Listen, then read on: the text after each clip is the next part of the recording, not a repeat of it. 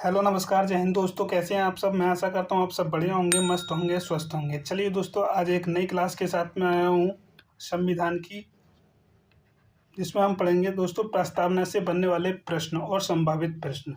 जो ठीक है, प्रस्तावना पढ़ेंगे और प्रस्तावना में क्या प्रश्न बन सकते हैं, इन सब के बारे में पढ़ेंगे दोस्तों। प्रस्तावना को देखते हैं दोस्तों। ये प्रस्तावना हम भारत के लोग से शुरू होती है। हम भारत के लोग यानी भारत के सभी नागरिक। हम भारत के लोग भारत को एक संपूर्ण प्रभुत्व संपन्न समाजवाद धर्मनिरपेक्ष लोकतांत्रिक गणराज्य बनाने के लिए तथा उनके समस्त नागरिकों को सामाजिक, आर्थिक और राजनीतिक न्याय, विचार, अभिव्यक्ति, विश्वास और धर्म और उपासना की स्वतंत्रता, प्रतिष्ठा और अवसर की समता प्राप्त कराने के लिए तथा उन सब में व्यक्ति की गरिमा और राष्ट्र की एकता और अखंडता सुनिश्चित करने वाली बंधुता बढ़ाने के लिए दृढ़ संकल्प होकर अपनी इस संविधान सभा में आज तारीख 26 नवंबर 1949 को एतद द्वारा इस संविधान सभा को अंगीकृत, अधिनियमित और आत्म अर्पित करते हैं। दोस्तों, यह संविधान की प्रस्तावना है। इस प्रस्तावना में दोस्तों ये कहा गया है जैसे सामाजिक, आर्थिक और राजनीतिक न्याय। दोस्तों, सामाजिक, आर्थिक और राजनीतिक न्याय के बारे में कहा गया है। विचार, अभिव्यक्ति, विश्वास, धर्म और उपासना की स्वतंत्रता के बारे में कहा गया है। दोस्तों, न्याय के बारे में सामाजिक न्याय, आर्थिक न्याय और राजनीतिक न्याय के बारे में चर्चा की गई है। और बात करी जाए विचार, अभिव्यक्ति, विश्वास, धर्म और उपासना के स्वतंत्रता के बारे में बात की गई है। दोस्तों, आपसे क्वेश्चन पूछ लिया जाए कि भारतीय संविधान की प्रस्तावना में कितने प्रकार के न्याय हैं। 3 प्रकार के हैं, सामाजिक, आर्थिक और राजनीतिक। इसी तरीके से आपसे स्वतंत्रता के बारे में पूछा जाए तो आप 5 बताएंगे, विचार, अभिव्यक्ति, विश्वास, धर्म और उपासना की स्वतंत्रता। ठीक है दोस्तों।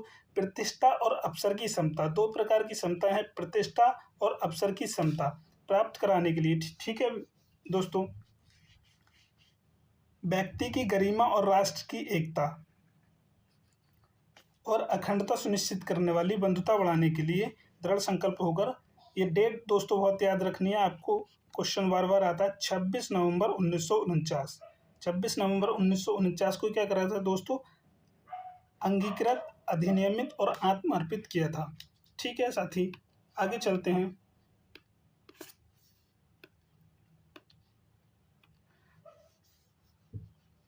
दोस्तों, संविधान की जो प्रस्तावना है, संविधान की प्रस्तावना को संविधान की आत्मा और संविधान की कुंजी कहा जाता है। संविधान की आत्मा और कुंजी कहा जाता है।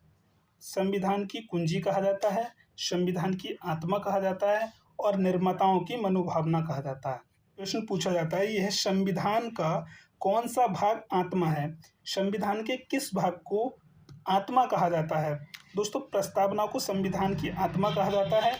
और आपसे पूछा जाए किस अनुच्छेद को संविधान की आत्मा कहा जाता है, तो अनुच्छेद होगा अनुच्छेद 32। ठीक है दोस्तों।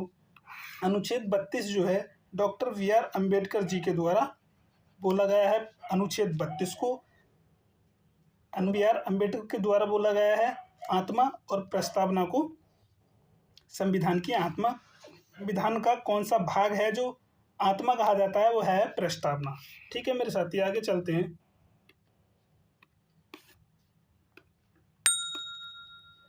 इसी क्रम में हम जानेंगे दोस्तों प्रस्तावना कहाँ से लिया गया है। प्रस्तावना को भारतीय संविधान में अमेरिका से अपनाया गया है। कहाँ से दोस्तों? अमेरिका से अपनाया गया है। और प्रस्तावना समानता, स्वतंत्रता तथा बंधुता जैसे शब्द जो है वो फ्रांस की क्रांति से अपनाए गए हैं, फ्रांसीसी क्रांति से ग्रहण किए गए हैं। ठीक है दोस्तों।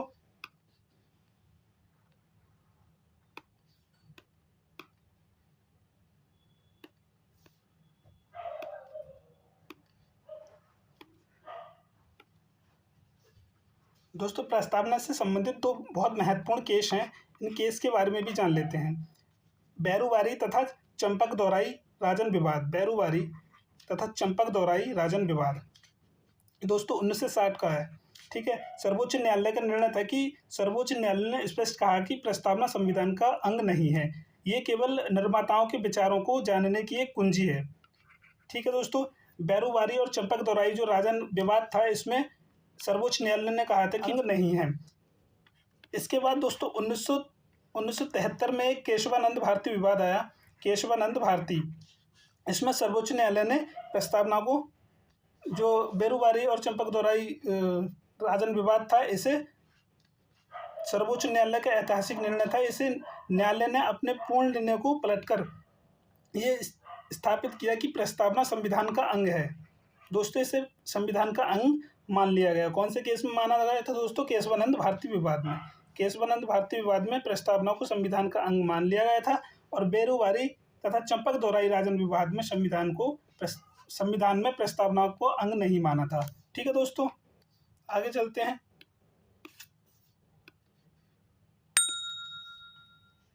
तो प्रस्तावना में एकमात्र संशोधन हुआ है जो 1976 में हुआ है। प्रस्तावना में एकमात्र संशोधन कौन सा हुआ है? 1976 में, जो कि 42वां संविधान संशोधन है। ठीक है दोस्तों, इसमें क्या हुआ? इसमें 3 शब्द जोड़े गए थे, समाजवादी, पंथनिरपेक्ष तथा एकता और अखंडता जोड़ा गया था।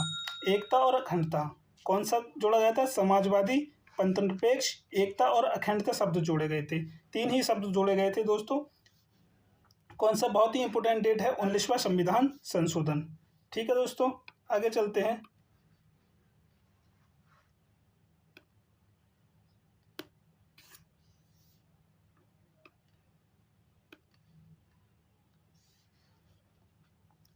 दोस्तों, धर्मनिरपेक्ष शब्द आया, इसका मतलब क्या है? सरकार का धर्म से पूर्ण अलगाव। सरकार का धर्म से पूर्ण अलगाव है। सरकार धर्म से पूरी तरह दूरी बनाकर रखेगी। ठीक है दोस्तों, धर्मनिरपेक्ष का मतलब है सरकार धर्म से पूरी तरह दूरी बनाकर रखेगी। पंथनिरपेक्ष क्या है दोस्तों? पंथनिरपेक्ष जोड़ा गया था, इसमें है भारत एक पंथनिरपेक्ष देश है। इसका अर्थ है कि सरकार किसी भी धर्म का भेदभाव नहीं करेगी, धर्म के साथ भेदभाव नहीं करेगी, सभी को समान संरक्षण प्रदान करेगी, सभी को समान संरक्षण प्रदान करेगी। ठीक है दोस्तों, इसी के साथ आज की क्लास समाप्त होती है। मिलते हैं अगली वीडियो में। मस्त रहिए, स्वस्थ रहिए।